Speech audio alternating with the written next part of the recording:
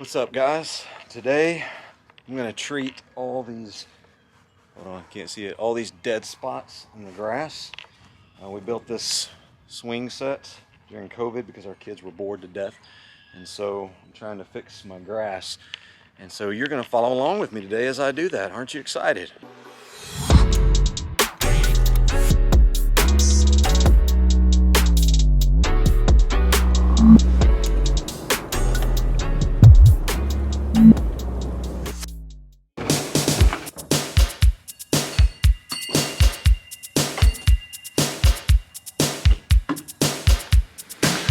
Got this new stuff from Sunday, and I'm gonna see if it works on my grass because I have no idea what I'm doing, so I'm gonna let Sunday figure it out for me.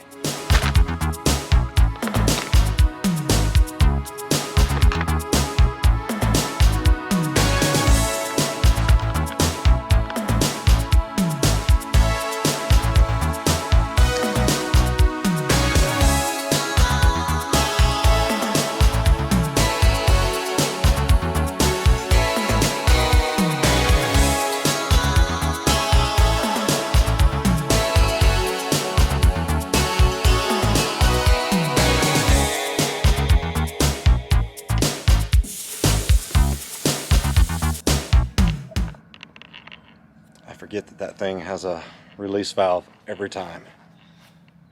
Look at this. Stupid. So, been paying attention to my lawn a lot lately, and I did not know this. Did you know this? You probably did, because you know more than I do about lawns.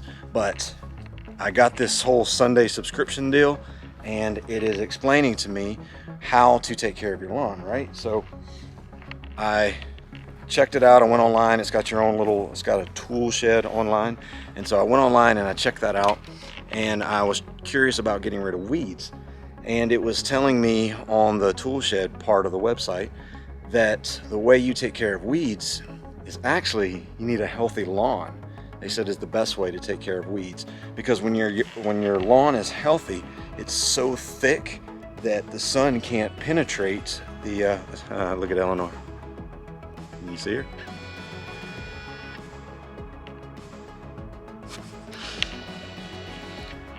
Anyway, so it says that the lawn, when it's so thick, when it's healthy, that the sun can't penetrate to the soil, and so weeds can't grow because they can't get enough sunlight in order to grow. So the best way to get rid of weeds is to make your lawn more healthy. And you know, that got me to thinking, as you can probably tell where I'm going with this, that when we read in Matthew, Jesus has a very specific parable that he talks about, where he's talking about these guys who planted some wheat in a field, and then one night when they fell asleep, the enemy came in and he sowed some weeds with the wheat, and when they woke up, they saw that there was weeds growing with their harvest, and they wanted to pluck them up, and the owner was like, no, let's not pluck it up unless we pull up the actual wheat as well, so let's leave them alone, and when it's mature enough, then we'll pluck the GoPro. We'll pluck up the weeds and we'll toss them away.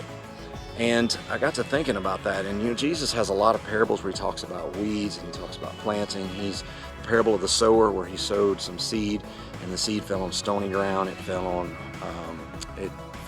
on shallow ground. It didn't take up root. It died and all that. And he gives the meaning of the parable, and he tells them that the word of God is the seed, and he's talking about us being the harvest. And you know, taking care of my lawn has really got me to thinking that, you know, the reality of weeds is a constant one. There's constantly this world that's trying to put weeds into our lives and trying to choke out the word of God. We're surrounded by it in this secular society. We're surrounded by so many things that's trying to choke out faith, trying to choke out the word of God. And taking care of my lawn has really revealed some things to me, that if you want to prevent weeds, you need a healthy lawn.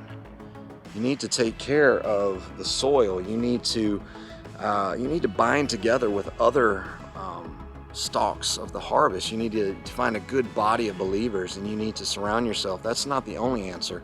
Obviously, you need to water your lawn. You need to feed your lawn. That's what I was doing in this video, is I was feeding an iron booster to the lawn to take care of it so that it can get healthy. Because when it's healthy, it'll choke out all those weeds, and weeds become, there's still a nagging reality, but when things are healthy, we're starting to get to the point where the weeds are now the minority and they're not overtaking our yards.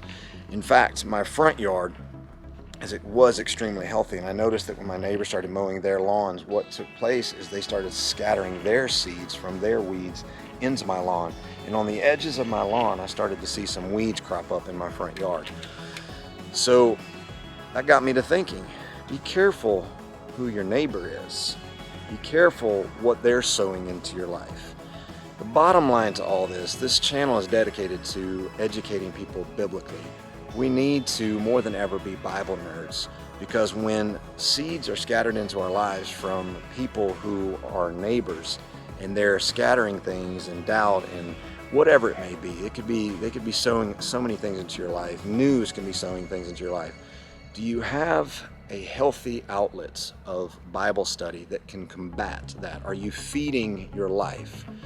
Is your life in a healthy position by watering and by feeding it to the point to where it chokes out all of those outside voices?